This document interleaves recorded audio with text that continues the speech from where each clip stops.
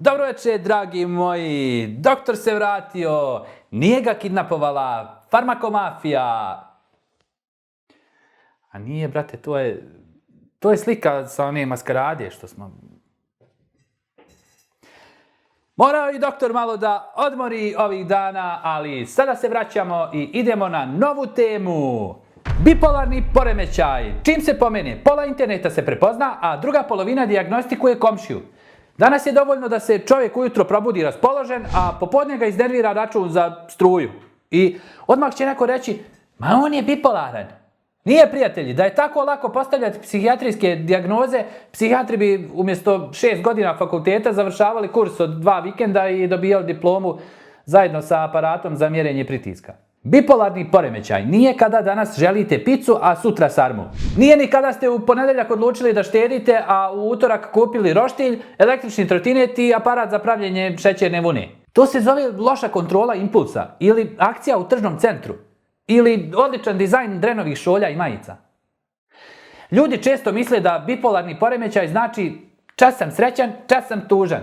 Međutim, to je isto kao da kažete da je uragan isto što i povjetarac. Svi mi imamo promjene raspoloženja. Neko vas pohvali, lijepo vam je. Neko vas iznervira, naljutite se. Pogledate stanje na računu, raspoloženje ode na godišnji. To je normalan život. Kod bipolarnog poremećaja ne govorimo o običnim emocijama, nego o ozbiljnim epizodama koji mogu trajati danima ili sedmicama i potpuno promijeniti način na koji osoba razmišlja, osjeća i ponaša se. Najčešće se govori o dvije krajnosti. Jedna je depresivna epizoda, kada čovjek izgubi energiju, volju, interesovanje i sve izgleda teško. A druga je manična epizoda. E sad, manija zvuči kao naziv za novi energetski napitak, ali u medicini znači nešto sasvim drugo. To nije kada ste jedan dan puni energije zato što ste popili 2 kafe. To je stanje u kojem mozak pritisne gas do poda, a izbaci kočnice kroz prozor. Osoba tada može spavati 2 ili 3 sata, a ujutro ustane odmorna kao da je prespavala zimski san. Ima osjećaj da može sve. Odjednom ima 10 genijalnih poslovnih ideja, otvara firmu, piše knjigu, pokreće podcast, gradi vikendicu, pravi kanal Dr. Dren. Uči kineski. Prijavljuje se za maraton i usput planira da promijeni svijet. Problem je što mozak u tom trenutku često precjenjuje mogućnosti, a podcjenjuje rizik. Zato ljudi mogu potrošiti ogromne količine novca, praviti nepromišljene poteze ili ulaziti u rizične situacije koje im kasnije naprave ozbiljne probleme. Pa nije što sam kritikovao farmakomafiju, pa... Šta se čuje? Šta se čuje? Zamislite da vam je u automobilu zaglavio gas. Motor urla, kazaljka obrtaja vrišti, a vi mislite da ste najbolji vozač na svijetu. Upravo tako otprilike izgleda manična epizoda. Samo što se to dešava u mozgu. Čovjek ne glumi, ne folira i nije malo više raspoložen. Njegov mozak zaista funkcioniše drugačije. Zato je važno razbiti još jedan mit. Često mijenjanje odluka nije isto što i bipolarni poremećaj. Ako ste danas odlučili da kupite Subaru, sutra Mitsubishi, preko sutra bicikl, a na kraju ostali u autobusu. To nije dijagnoza, to je život ili previše gledanja oglasa. Kod bipolarnog poremećaja promjene odluka dolaze zajedno sa čitavim nizom drugih simptoma. Malo sna, ogromna energija, ubrzan govor, osjećaj da ste nepobjedivi i sklonost rizičnim potezima. Ne postavlja se dijagnoza na osnovu jedne osobine, nego na osnovu kompletne kliničke slike. Ovdje moram da stanem u odbranu ljudi koji zaista imaju bipolarni poremećaj. Njima nije smiješno kada internet od svake promjene raspoloženja pravi psihijatrijsku dijagnozu. Zamislite da nekoga zaboli glava, a društvo odmah kaže to je sigurno tumor. Besmisleno, zar ne? E pa, isto tako nije svaka promjena raspoloženja bipolarni poremećaj. Upravo zbog tih olakih etiketa, mnogi ljudi koji zaista imaju bolest godinama ne dobiju pravu pomoć, jer se ozbiljna dijagnoza pretvori u svakodnevnu poštapalicu. Sjećam se jednog djeda koji bi rekao, djeda Đuri, sinko, nije problem kad čovjek promijeni mišljenje, problem je kad promijeni planetu. U toj rečenici ima više psihijatrije nego u hiljadama komentara na društvenim mrežama. Promijeniti mišljenje, to je normalno. Promijeniti plan je normalno, ali kada promjene postanu toliko velike da uništavaju posao, porodicu, financije i zdravlje, Tada više ne govorimo o običnim životnim oscilacijama, nego o nečemu što zaslužuje stručnu procjenu. Zašto uopšte nastaje bipolarni poremećaj? Tu medicina mora biti poštena i reći: ne znamo sve. Znamo mnogo više nego prije 50 godina, ali još uvijek nemamo onu jednu rečenicu: evo, ovo je uzrok. Najvjerovatnije se radi o kombinaciji genetike, načina na koji funkcionišu određeni dijelovi mozga i uticaja okoline, naravno. Drugim riječima, nije dovoljno da imate gene, niti je dovoljno da doživite stres. Obično je u pitanju više faktora koji se slože kao domine. Zato nije ničija krivica, nije kriv ni karakter, ni vaspitanje, ni to što je neko mekan, razmažen ili slab.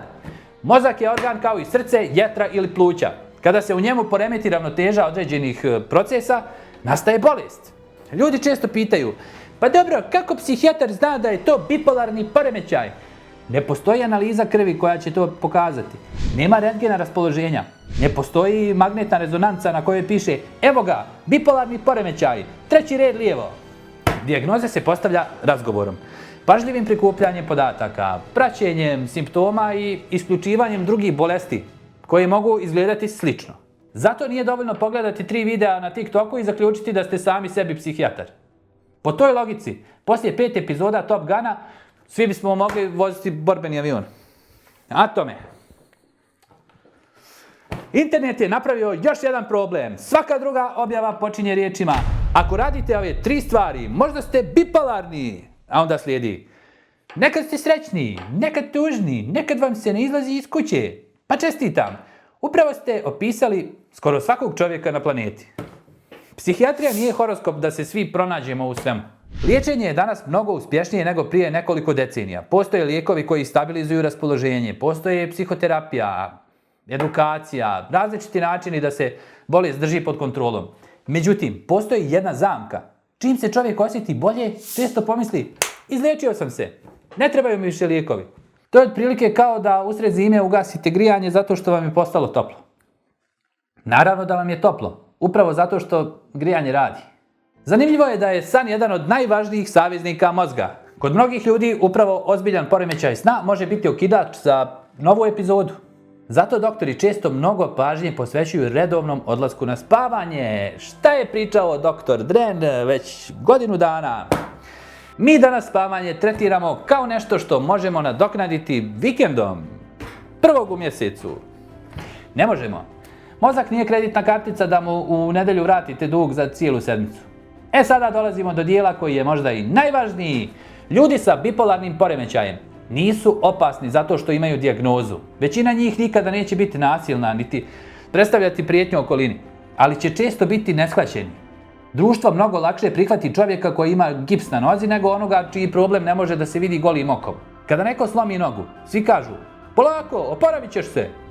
Kada neko oboli od psihijatrijske bolesti, često čuje: otrgni se, dođi sebi. Da je bilo tako jednostavno, psihijatrijske bolnice bi odavno bile pretvorene u tržne centre. I još nešto. Sam dosadan? Nisam dosadan. Voli ovo ljudi slušati. Ti si dosadan. I još nešto. Nemojte lijepiti dijagnoze ljudima oko sebe. To što je neko danas nervozan ne znači da ima bipolarni poremećaj. To što je neko ćutljiv ne znači da je depresivan. To što je neko pričljiv ne znači da je maničan. Ljudi nisu medicinske serije u kojima se dijagnoza postavlja za 45 minuta uz 2 reklame i dramatičnu muziku.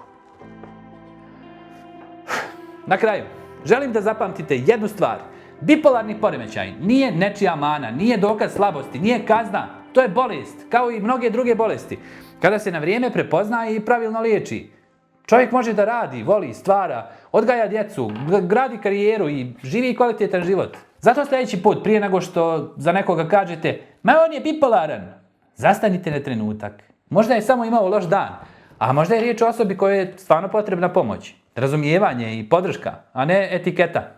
Nekada je najljekovitija terapija upravo to da nekoga saslušamo bez osuđivanja. Jer mozak, baš kao i srce, može da se razboli.